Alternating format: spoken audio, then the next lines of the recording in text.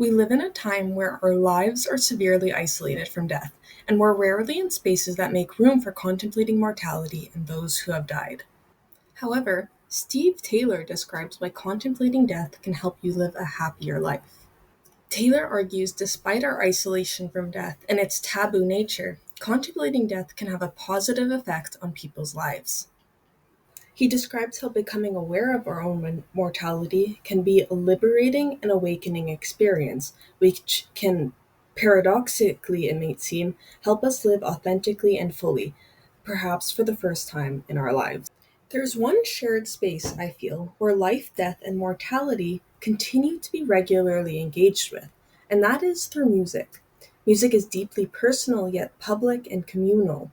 Artists and listeners may be able to explore dark themes through a safer medium of self expression. Malcolm James McCormick, stage name Mac Miller, is an artist even beyond his death who demonstrates this exactly.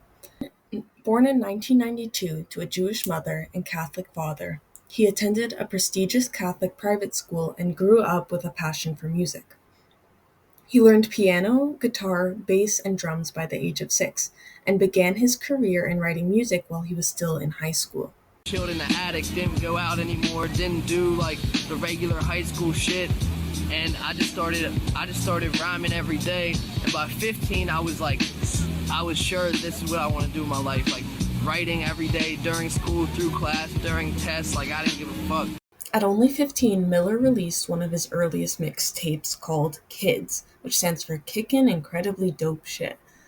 Senior Skip Day, one of the songs in this album, is on the surface upbeat, carefree, and flamboyant, glamorizing smoking weed, sleeping in, skipping class, and having sex. I'm just high where they hating on me. People tend to think all the drinks on me. I don't even have the money to spend to buy Patron for you and all your. However, while not explicit, encouraging listeners to savor their youth reveals that his carefree tone masks a deeper anxiety about how life is slipping away and his youth might be ending before he's ready. Lyrics like "Enjoy the best things in your life, cause you ain't gonna get to live it twice" exposes McCormick's own painful pressure to enjoy youth because he's aware the moment is always slipping away. Everything that follows, the whole idea of being a kid is like something that I feel like is really important in everybody's life, whether you're 18 or 52.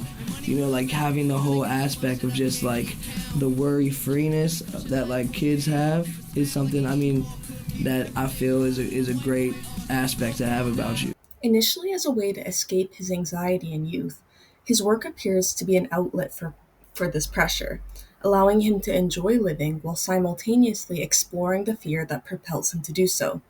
His music resonated with a huge audience, and McCormick became a massive celebrity immediately after high school.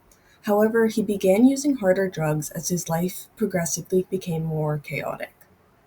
Weed didn't relax me from everything. It made me more paranoid about all the shit happening, right? So like I needed to get a drug that was a little more numbing, if you will, and less like in your head.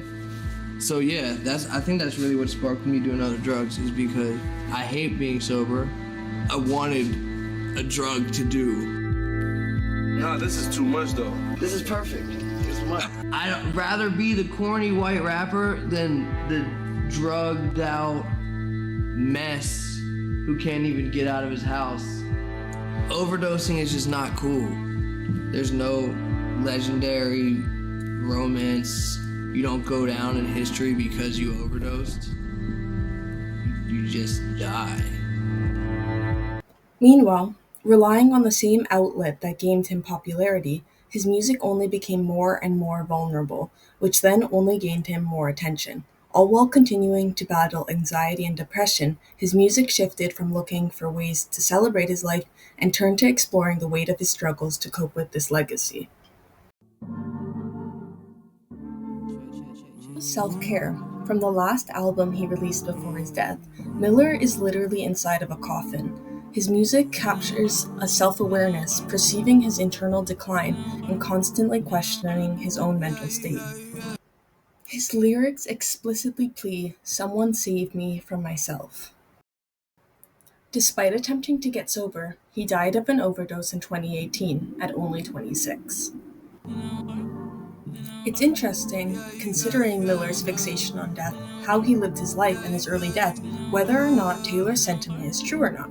Across his discography, it remains uncertain which came first: Miller's contemplation of death, which led him to music, or the fame that intensified his anxiety and led him toward heavier drug use.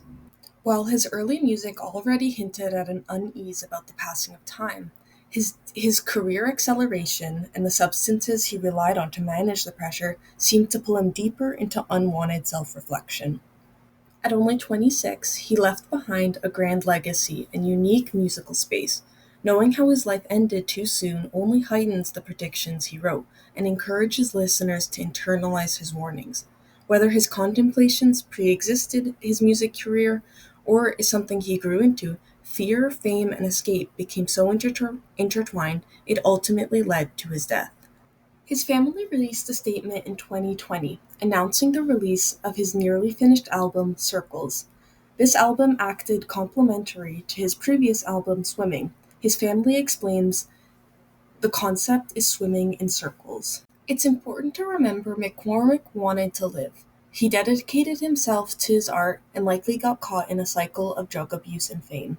His family encourages, "We hope you take time to listen."